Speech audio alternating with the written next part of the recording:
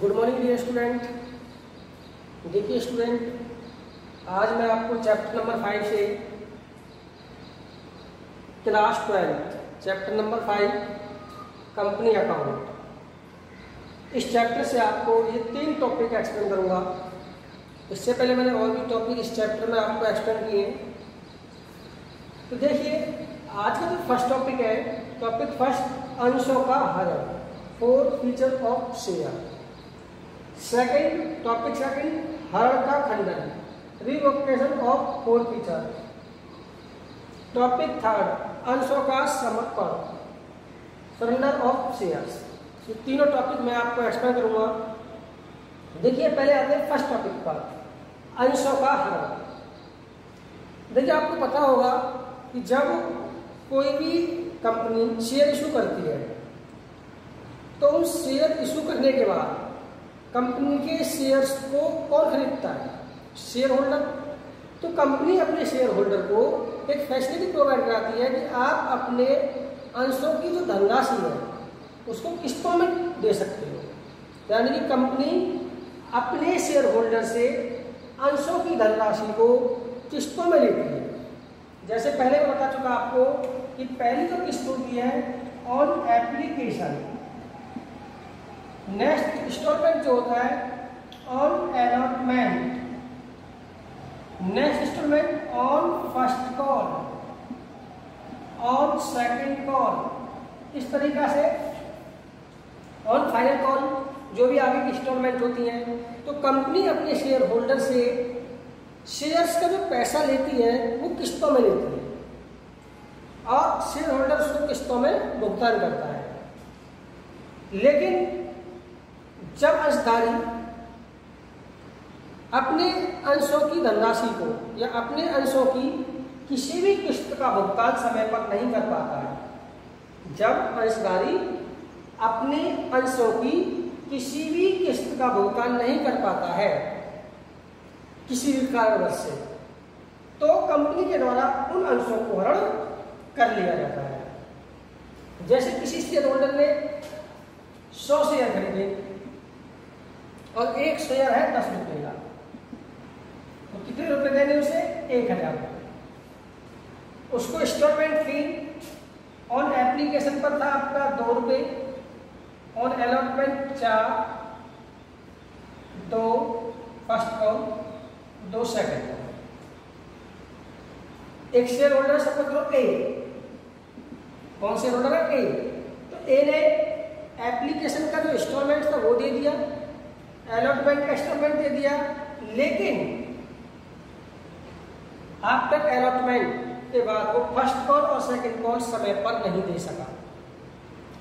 जब कंपनी ने first call को ड्यू किया शेयर होल्डर पर, सेकंड कॉल को ड्यू किया, लेकिन शेयर होल्डर अपनी किस्तों को समय पर भुगतान नहीं कर सका, तो कंपनी ऐसे अंशों को हड़ कर लेती है, जब्त कर लेती है। तो सीधा सा देखो अंशों का हरण क्या होता है कि जब कोई भी अंशधारी अपने अंशों की याचना राशि को या किसी भी याचना राशि को देने में असमर्थ होता है, तो कंपनी उस अंशधारी को एक सूचना देकर के, एक नोटिस देकर के उन अंशों का हरण कर लेती है। अब देखिए अंशों का हरण कैसे किया जाता है, ये भी होना चाहिए कि अंशों का हरण किस प्रोसेस से किया जाता है।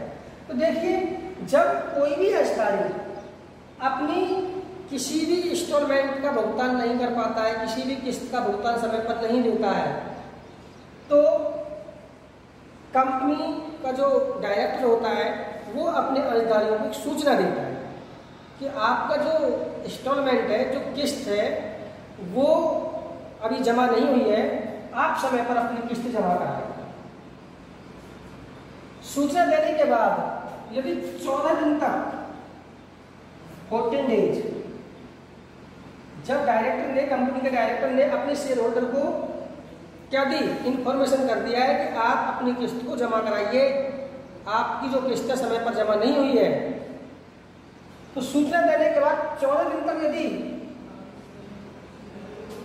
शेयर होल्डर अपनी किस्त जमा नहीं कराता है तो उस कंपनी के द्वारा फिर एक और इंफॉर्मेशन दी जाती है 14 दिन के बाद फिर दूसरी इंफॉर्मेशन बाई पोस्ट, लिखित में, बाई पोस्ट के द्वारा एक लिखित में प्रपत्र लिखित में तैयार करके उस शेयर होल्डर के पास एक और सूचना दे दी जाती है। लेकिन उसके बावजूद भी शेयर होल्डर अपनी किस्तों को देने में असमर्थ होता है या अपनी किस्तों का भुगतान नहीं कर पाता है, तो ऐसे अंशों को कंपनी के द्वारा हरण कर लिया जाता है, यानी कि जब्त कर लिया जाता है।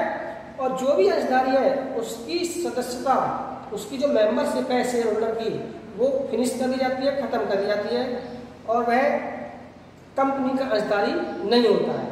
जो कंपनी का रजिस्टर होता है, अंशधारी का रजिस्टर, उसके रजिस्टर से उस अंशधारी का नाम काट दिया जाता है। ओके, तो ये होता है अंशों का हरण। नेक्स्ट टॉपिक है हरण का खंडन, रिवोकेशन ऑफ फोरफीचर्स। देखिए हरण का खंडन,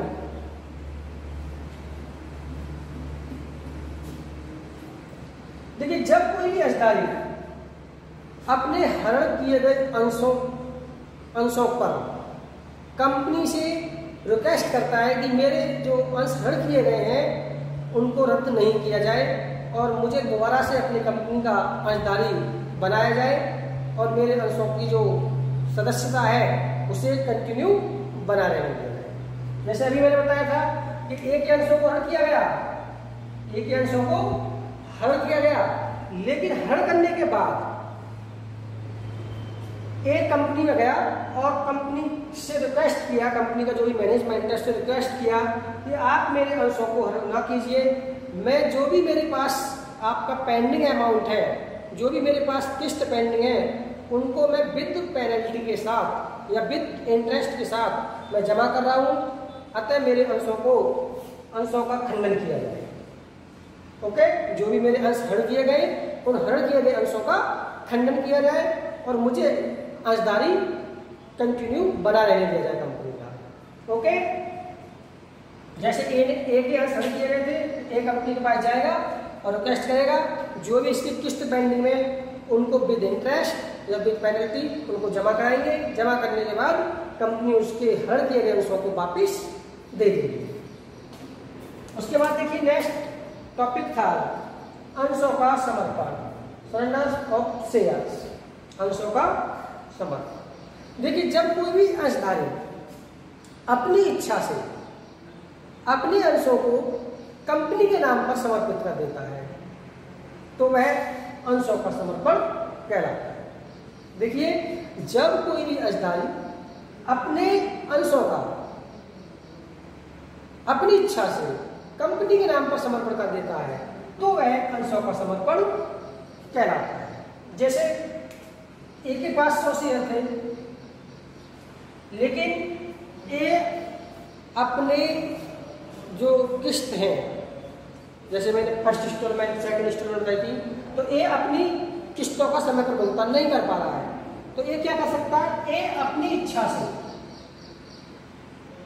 उन अंशों को कंपनी के नाम पर समर्पित कर सकता है, कंपनी को रिटर्न कर सकता है और कंपनी फिर उन अंशों का मालिक बन सकती है।